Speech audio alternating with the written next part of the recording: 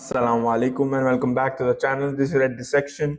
I'm breaking down Manchester United defeat against Fulham at Old Trafford on the weekend. Fulham won against United first time in 15 years. Since 2009, United haven't lost to Fulham in any competition. Fulham themselves have only have one victory away from home, away from Craven Cottage on their travels. But in this match, from the kickoff, Fulham dominated Manchester United. They outfought, outplayed, outmuscled Manchester United all over the pitch. They won all the duels. Even a young striker like Muniz dominated the likes of Varane and Harry Maguire. IWOBI had a field day. And even somebody like Adama Traore tore United a new one. It was completely shambles, but it wasn't surprising. United have been getting away with murder, literal murder, for the last couple of months, and today was the day that everything came crashing down. And with Nottingham Forest in the FA Cup in midweek and the Manchester Derby on the weekend ahead, this week could finally be the final nail in the coffin of Eric Ten Hag. Coming to statistics, looking at the scoreboard, it might seem that it was a close-fought match.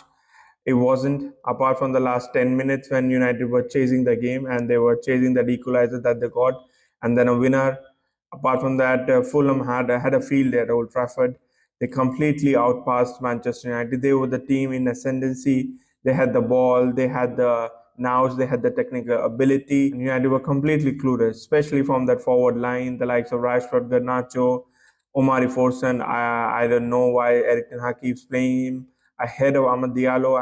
Forson doesn't look ready for this stage at all. And of course, the regular shenanigans of the captain Bruno Fernandes and also Casemiro.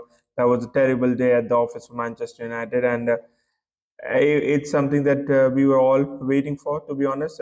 Even against Wolves, West Ham, Aston Villa, we all knew that we got away with it. And the performance today wasn't anything different from those days, apart from the fact that HOJLUND wasn't there and he didn't get the crucial goals that he got in all those matches. United have been on a downward spiral for the last year and so, and I think unless they make a change in the head coach area and the manager, I don't think anything's going to change. Even after the collision of the rat with all the Glazers, I don't see anything changing unless the coach is sacked and United start afresh, really. There has to be a number of casualties in terms of the players, which I don't think United will be brave enough to do. The likes of Rashford, Bruno, Maguire, obviously the likes of Varane and Casemiro have to be moved on as well. But I think there's too much to do, and with somebody like Radcliffe who couldn't even buy the club, there's no light at the end of the tunnel right now. And this all seems like empty PR for Radcliffe. First step has to be the sacking of Eric Ten Hag. Going to play ratings, of course, Andre Onana. He did make some good saves. Overall, he was decent. On the ball, he was frustrating. But with that last goal, the final minute goal, I don't think he could do much with that. But so we always knew that he could be clutch in those moments, and there is no confidence in Onana for me. But I won't hold him accountable too much, and he gets a decent score relatively to the rest of the players. Diogo Dalot was our only attacking threat on the right hand side, because Omari Forson wasn't even playing. He was invisible. Defensively, he was took to the cleanest, really. I don't understand how anybody can be manhandled like that by someone like Alex Iwobi, who's been playing for the last 6 to 8 years. And he looked a different class against Dalo, and a bad performance of Dalo on this occasion. Rafael Varane was physically dominated by Muniz. He was he looked his age, to be honest. He's clumsy on the ball, that we know, but even in air, he was defeated a lot of times. He was physically manhandled by Muniz. Obviously, he has the recovery pace in relation to Harry Maguire, but he doesn't offer much in terms of building from the back. And if he is getting dominated and manhandled by a young striker like that, I think this could be a sign that time at Old Trafford is also coming to a premature end. Harry Maguire was shambles. Apart from the goal, which was an opportune capitalization by him in the box, he was dangerous in the box in terms of set pieces, but he missed a sitter as well. Before that, a header. But overall, defensively, he's a liability. You could see when Adama Traore came onto the pitch that Harry Maguire was going to be a target, and also Lindelof, and it came to roost for Fulham. After Casemiro went off in the second half, we looked completely devoid of any kind of screening for our defense. We was completely porous, like we've been since the start of the season, against the likes of Wolves and Brighton at home. and this was another bad performance. Victor Lindelof, notwithstanding the fact that he is playing in a unknown role, he didn't offer much. Defensively, he was completely at bay. He looked clueless against someone like Harry Wilson, so that's an embarrassment in itself. But also when Adama Traore came on in, he just gave up. He knew that he couldn't catch him, and there was no aggression and no grit offered by him. And he is somebody that does that often. We've seen it throughout his career at United. He's just not good enough, and he doesn't offer enough quality in any of the facets of a defender. Even though he is a national team captain, I don't think he's good enough, and a bad performance for him. Casemiro was invisible for majority of the match because we were still conceding chances and counterattacks. Obviously, he doesn't have the legs to chase after anybody. He also lacks that quality on the ball, and he gives away the ball more than even Bruno sometimes. And he was continuously doing that even in this match. His injury came at a difficult moment because after that we didn't have anybody to offer any kind of resistance against their counterattack and their midfield, and it was shambles after that also. But not a good performance for Casemiro as well. Kobe Mano looked out of sorts. He looked tired, to be honest. He seems to be that the game time has been catching up with him. Obviously, this is his first full season, so you have to take that into account. And playing all these matches back to back seems to have drained him out of not just physical strength, but also his mental alacrity. And you could see that he didn't look sharp. He got in possession a few times, and offensively, he didn't offer anything. He wasn't even looking to spread the ball out wide and create any chances. So a bad performance of Meno. Omari Forson was invisible. Difficult for me to even rate him. I thought his selection was abysmal. The fact that Amad Diallo was present, even Anthony, for goodness sake, should have played before him. He doesn't offer anything. I don't know what Ten Hag sees in him. He seems to be a yes man, but I don't want to be too harsh on a youngster.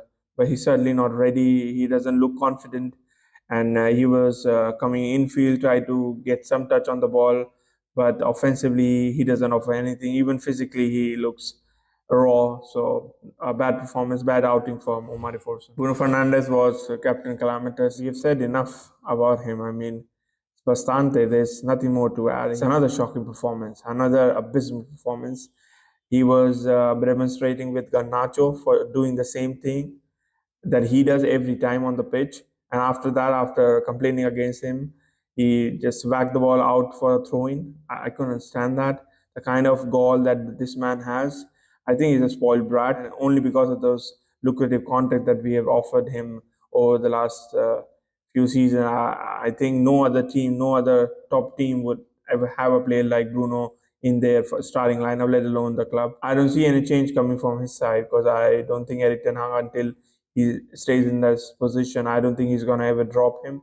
Michael Carrick did for his first game. I remember that when he was the interim manager, even against the likes of Liverpool, when he was, he was banned and had one game suspension. We could see a little more control in midfield. So Ineos have to, actually put their money where their mouth is, then or put their money where their PR is.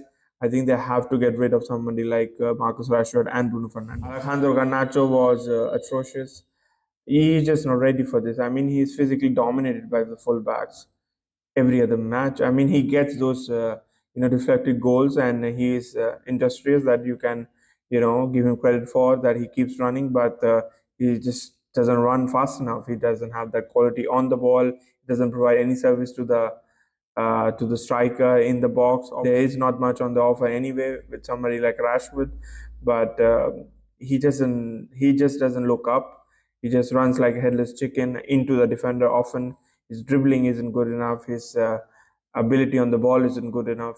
His technical ability overall isn't good enough. He's physically not fast enough or strong enough. I don't see anything changing with him because now we have injuries, so he's going to play, and probably he knows that he's going to play. So I don't see how that changes, but I think this would continue, and he might get those odd goals. Sadly, he's not good enough for this club, and certainly not as a starter. Marcus Rashford was also invisible, just like Forson, but he's 7 years older than Forson.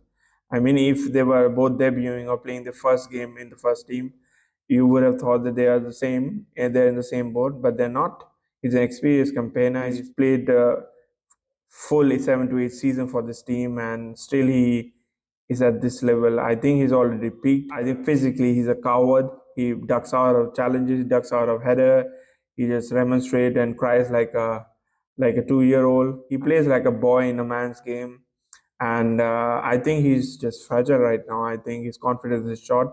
Even after he got few goals over the period in January and February, I don't think he's regained his confidence. I think he accepts that he's not good enough, and the fact that we have injuries is the only reason that he's pushed back into the starting lineup. I think if HOJLUND was fit and Ahmad had played a lot more this season, I think his place in the team would not have continued, and Garnacho would have played on that side, even though Garnacho himself isn't good enough. But Rashford is a joke, and he's an embarrassment to the club. Coming to substitution, of course, McTominay came in for Casemiro. Didn't offer much. He missed a golden opportunity at the end for a winner, but apart from that, he doesn't offer anything in midfield.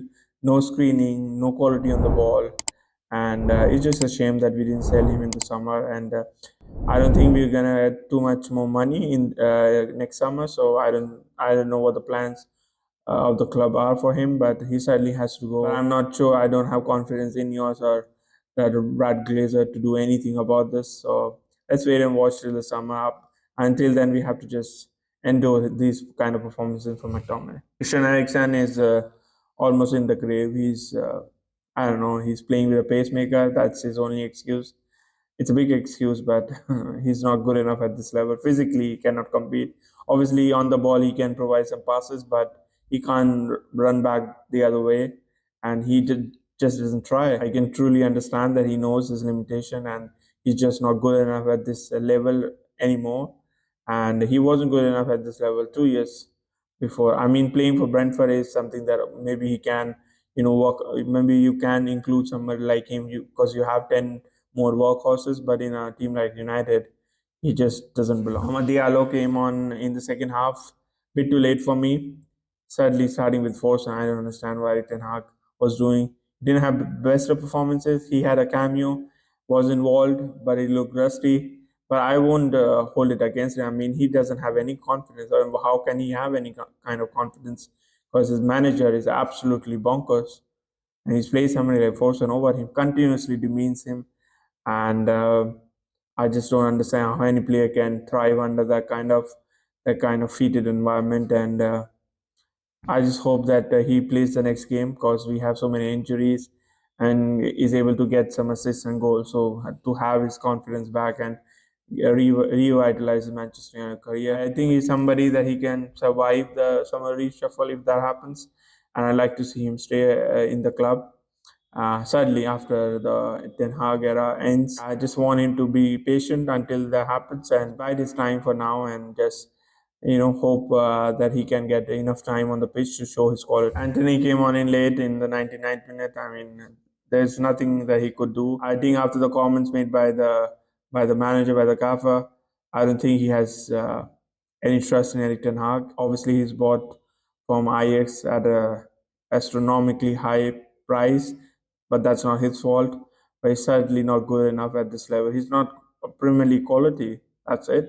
He's not physically ready. He's not technically good enough. It's just a shame that we chose to spend that amount of money on such a player. But it's a mistake that we need to hold the club accountable for. Until he is there, I think we'll see the same kind of performances, devoid of any confidence, devoid of any kind of exuberance, any kind of excitement. I think if Amad Diallo gets into the rhythm of things and get this fitness back in his legs, I think Amad Diallo should start on that right hand side, and Garnacho should play in the left hand side position, and hopefully HOJLUND can come back soon and can get back to scoring. We can eke out those fishy results and fishy victories for the rest of the season. Obviously, the upcoming week, like we've already told, would be a week of nightmare from Erik Ten Hag. We play against Nottingham Forest at the City Ground in the FA Cup fifth round, and we were thoroughly outplayed just in December. I think we lost 2-1, and one was a lucky goal from their defensive mistake by the keeper Turner. I don't think we are in any kind of shape in terms of our reserves, our players, completely short in terms of confidence and quality. Obviously, we were getting results, and HOJLUND was a big reason for that because he was getting those crucial goals. Even though we weren't performing as a team, but he was getting those goals, and Garnacho also chipped in a few goals. But I don't think we are the favorites against Nottingham Forest. So that which most likely we'll lose. But we can get a victory on a counter attack. That can happen, but it is more likely that we lose against Nottingham Forest and go out of the FA Cup. And then the final nail in the coffin, the derby. I think City are in good form, even though they haven't been scoring too many, and HOJLUND hasn't been in the greatest of form. Drew against Chelsea recently and were actually outplayed by Chelsea for a large part of the match. But I think we have the cojones. We don't have the courage. We don't have the quality. We don't have the players, the mentality to even compete with a machine like Manchester City, especially when they are in this mood and they have Premier League in their sights. I don't think we stand a chance against them. Obviously, we're going to play on the counter attack and we could get a goal, but I don't have any confidence that we are not going to concede 3 or 4 goals against them. And if we do, I think this should be the last match that Erik ten Hag ever manages for Manchester United. I think this should be the end of this disaster class that Erik ten Hag has forced us to watch for the last 10 months at least, if not more. And inshallah, we'll be back with the Red Prep show for the Nottingham Forest match. Please join us for that. Until then, take care, do good, pray for Palestinians and all the oppressed people all across the globe. Assalamu alaikum.